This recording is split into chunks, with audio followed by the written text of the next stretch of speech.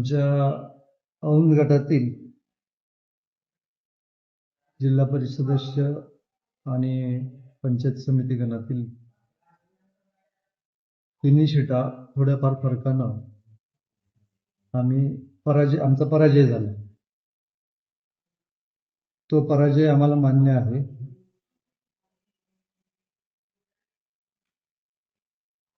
या गटातील जे सामान्य मतदार आहे त्या सामान्य मतदारांनी या इलेक्शन हातामध्ये घेतलं होतं आणि सामान्य मतदाराच्या जीवावर त्यांच्या ताकदीवर हे इलेक्शन आम्ही लढलो. भारतीयांची सीट 30 मतांनी हरलो आम्ही खरं तर हा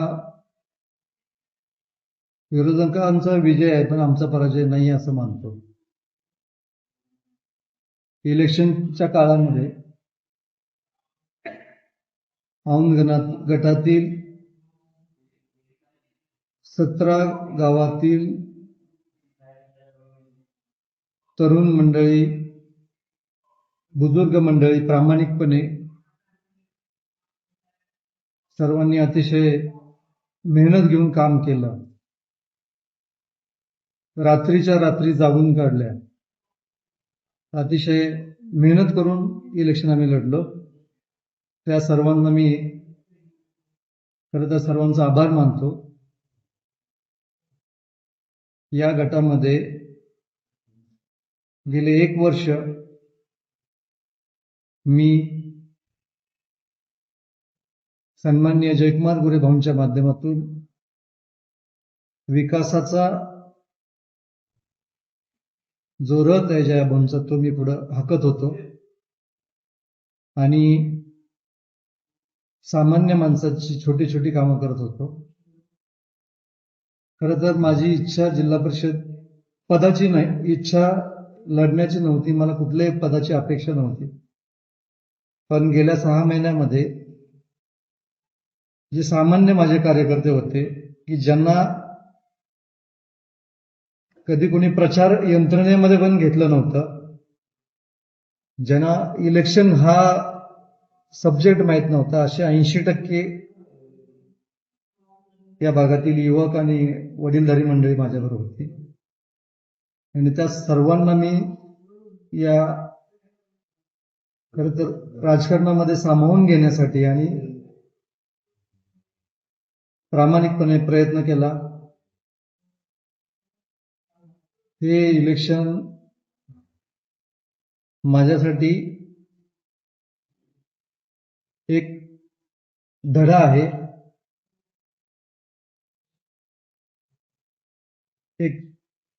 याच्यातून एक मला शिक्षण मिळालंय.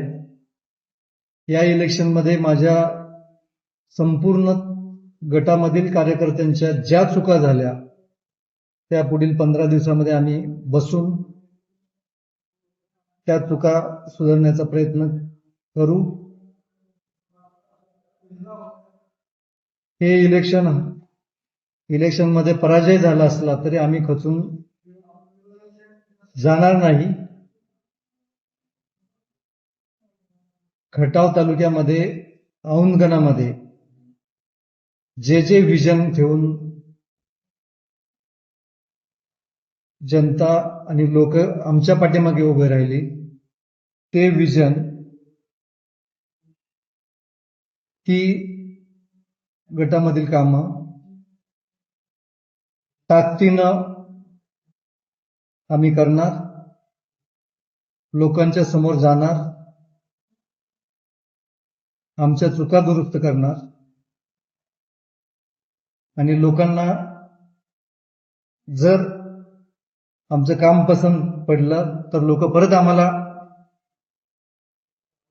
मतदान देतील किंवा परत आम्हाला स्वीकारतील. आमचा आजचा पराजय उद्याच्या यशाची नांदी आहे असं आम्ही या पराबद्दल मी मानतो. आणि खरं तर आज अतिशय वाईट पण वाटतंय आणि समाधान पण वाटतंय. कारण या गटातील जी एकदम छोटी छोटी प्रामाणिक घेऊन मी लढलो आणि जिंकण्यापर्यंत आम्ही गेलो. हार आणि पराजय दोन्ही गोष्टी सर्वांसाठी सारख्याच असतात. आम्ही जिंकलो असतो आणि पुढचा हारला असता तर त्याला पण वाईट वाटलं असतं. सातारा जिल्ह्यामध्ये 65 जण जिंकली आणि 65 जण हारली. त्या 65 जणांमध्ये मी आहे.